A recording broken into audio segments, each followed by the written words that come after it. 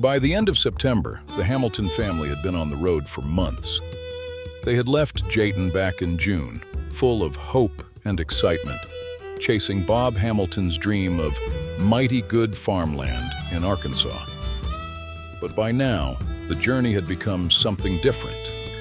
The days were long. The road was dusty. Supplies had to be stretched. Everyone was tired. Ina had asked Bob more than once if they were ever really going to reach that good land he had promised. And Bob, as usual, answered with confidence. "Sure as shootin', Iny. Just you wait and see. When we get to Arkansas, our moving days will be over." Ina didn't say much after that, but she surely hoped he meant it. One hot September day, the wagons came to the Wichita River, not far from the Texas-Oklahoma border. There was still no hint of fall in the air. The sun was high, the children were hot, and the horses and mules needed rest. So the men decided to stop for dinner, let the animals water and graze, and give the children a chance to play in the river. To Gordon and Johnny, that river must have looked like pure heaven. They stripped down to their underwear and raced each other toward the water, whooping and hollering all the way. Era and Jewel took little Olita by the hands and walked down to the sandy edge where they could sit and play with the other children. For a little while, it felt almost like a holiday. The grown-ups rested in the shade. The children splashed in the river. The horses and mules were unhitched and led to water, then staked nearby where they could graze. Bob lay down under a shade tree and was soon sound asleep. But his rest did not last long.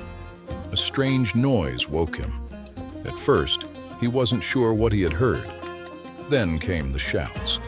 Bob jumped up and ran toward the grassy area near the river. What he found there was enough to make every heart sink. One of Lum Jones's horses had broken loose and wandered into a patch of quicksand. The poor animal was already sunk nearly to its belly. The more it struggled, the deeper it seemed to settle. It thrashed and cried out in fear, while the men stood helpless for a moment, trying to figure out what to do. Lum was beside himself. "Gol darn it, Bob, that's my horse in there. How are we ever going to get him out?" Bob didn't waste time. "We'll have to pull him out." The men ran back to the wagons and gathered the strongest ropes they had. Each man made a loop and carefully threw it over the horse's neck. Then they tied the other ends to the remaining horses. Slowly, carefully, they urged the strong animals forward until the ropes pulled tight. Everyone held their breath. At last, after several long minutes, the horse was pulled free from the quicksand. But the trouble was not over. The horse was exhausted. He could not stand. And the men knew that if a horse stayed down too long, he might not recover. So they worked again, this time rigging a large sling around the horse's belly. They tied a pulley to a strong tree limb, ran the rope through it, and used another horse to lift the injured animal until his hooves barely touched the ground. For 3 days, the travelers camped by the Wichita River, waiting and hoping. Gordon and Johnny tried to help. They brought water. They tried to coax the horse to eat from a bucket. But the old horse would not eat. And by the 4th day, he was gone. It was a sad loss. Lum felt it deeply. That horse was not just an animal to him. It was strength. It was transportation. It was part of his hope for the future. And Bob felt terrible too, because that horse had been helping pull Bob's wagon. After the horse died, Lum and his wife talked quietly beside their wagon. Then Lum came to Bob with his decision. His family would not be going on to Arkansas. They were turning back to Jayton. Bob tried to encourage him.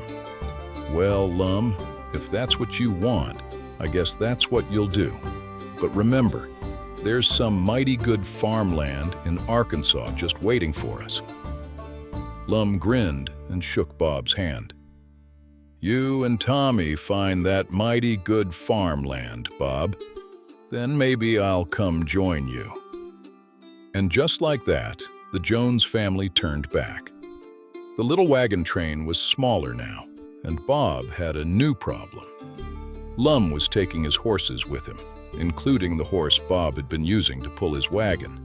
So Bob and Uncle Tommy put their heads together and came up with the only plan they had.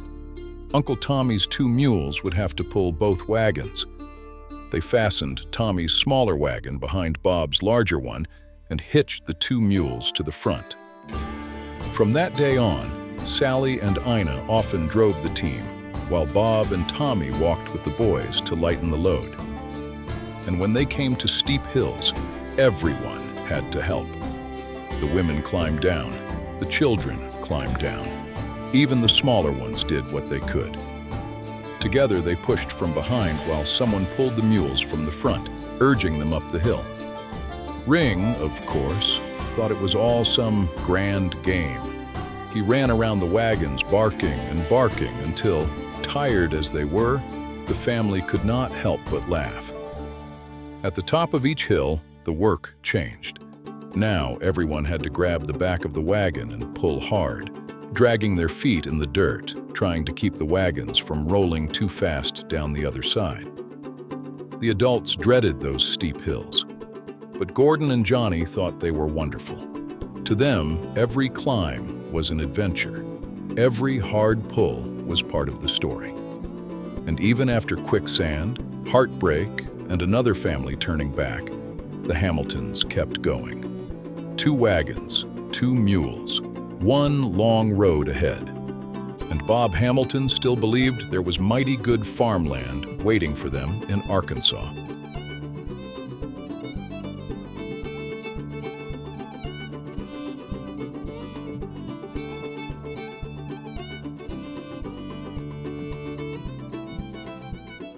No.